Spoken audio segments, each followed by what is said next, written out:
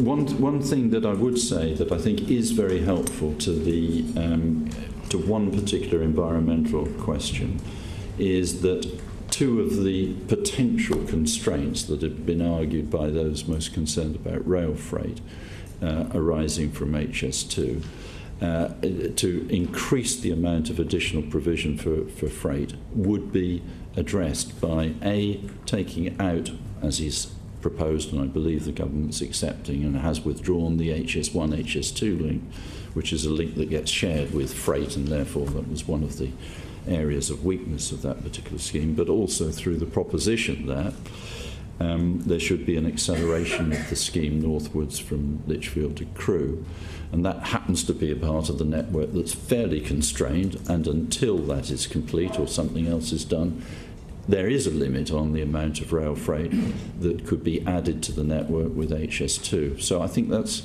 actually very helpful in terms of ensuring that the environmental impact benefit of increased freight use can be achieved. I think what Sir David Higgins did yesterday was basically say that we don't really want due process. We want things sped up. Committees such as these, you shouldn't really be. It specifically said that politicians shouldn't spend so much time discussing it. So, effectively telling you not to have this meeting for phase 2, in my opinion. But basically, what you're looking at is you're looking at a process so far that has been rushed and it has been very sketchy. And the only way that you can speed this project up really is by cutting more corners.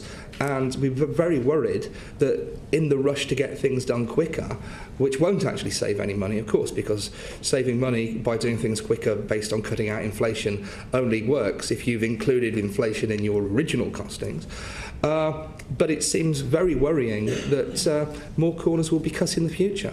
And I think, can I just add on the consultation point? I mean, I think the UK, we believe, has not complied with its obligations under the Aarhus Convention, which is a convention which the UK has signed up to ensure that effective environmental decision-making is taken when projects of this sort go ahead. And I mean, the consultation process over HS2 has been, totally appalling and has not complied with the public participation obligations in the Aarhus Convention. I mean, the public are being consulted when decisions have effectively already been taken. As we've seen yesterday, Mr. Higgins just, changes the plans after it's been consulted on, and people are given no proper opportunity to come back on that. Instead, the public are left to rely on the hybrid bill process, which is, deeply unfair in terms of public participation. So we believe it's wholly inadequate. Matthew Offord. Considering if the HS2 project actually goes ahead, what kind of environmental monitoring and subsequent enforcement would you like to see?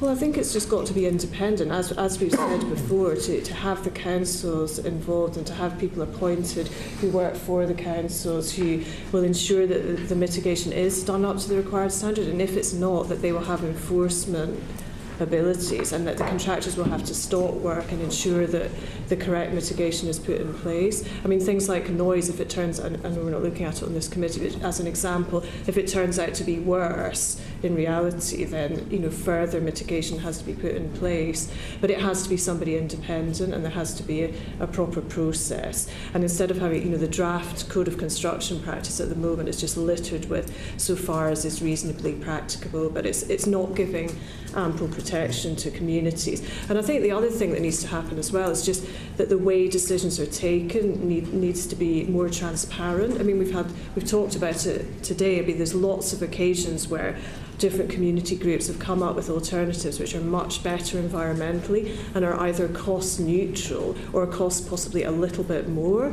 and they're just being dismissed out of hand. So it's almost being said, the environmental considerations should just be dismissed and we're looking at it purely on cost. But there is a cost to destroying the environment, and that doesn't seem to be being factored in here.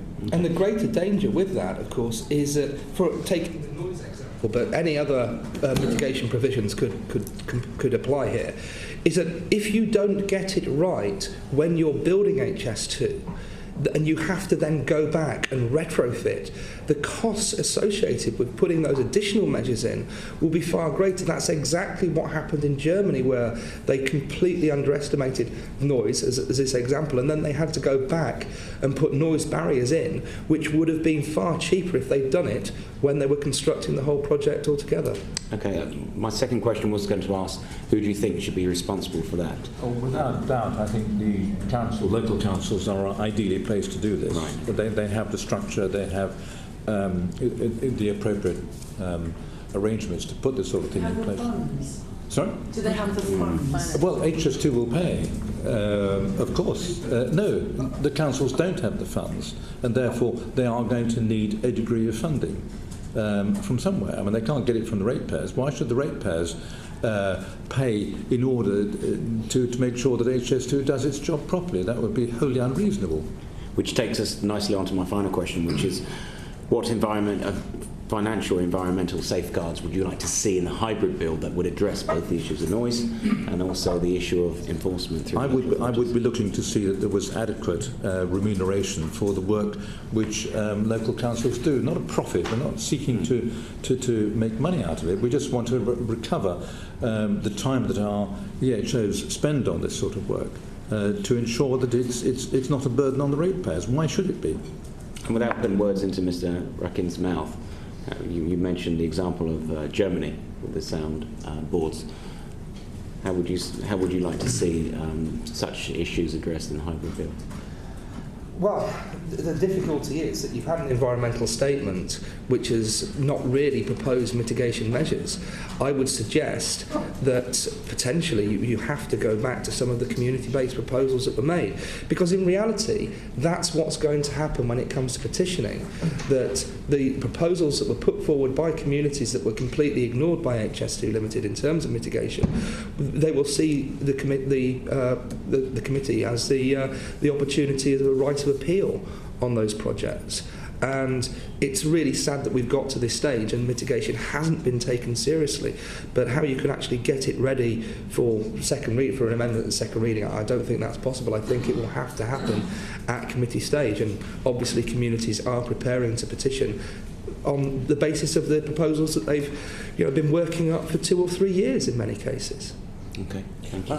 Just to go back to Councillor Rose, yes. Presumably your ratepayers though would pay for monitoring of a road network or a wind turbine or a public house that was causing a nuisance next to them. Why is HS2 different? Well, because the noise is being generated locally by an operation which is being controlled locally. There's a world of difference between a public house which is issuing too much noise or too much smell or whatever. That's not comparable to HS2, which is completely unaccountable to the local authority. And of course, in the case of the pub, the council will be, taking in business rates. So it will be a benefit to the local economy, whereby HS2 will not be. Monitoring nitrogen dioxide, which you're responsible for as a local authority. Presumably, you're picking up the tab for that. Yes. Why is that different to HS2 then?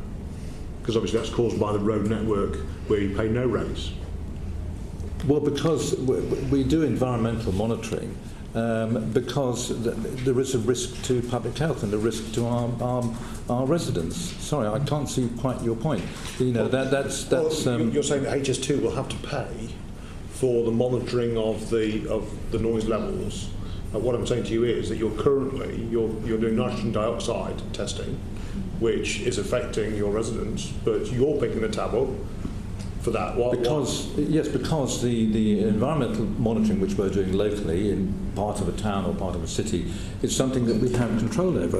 In other words, we're monitoring it with a view to changing it or with a view to bringing in changes. I would say not to go back to noise again, but for example, there have just been a lot of fences put up along the M6. That's of the responsibility of the Highways Agency. And they paid for them. So I don't see why. That's how I suppose it should be treated. HS2 Limited, akin to the Highways Agency. But the real problem is that if the complete responsibility for mitigation and environmental protection is left to HS2 Limited without any power of enforcement, we simply do not believe it will happen. I Okay, I'm going to bring this session to a close, and I thank all of you for making sure that we could conduct this session without my having to intervene with no voice. So can I thank you all very much indeed.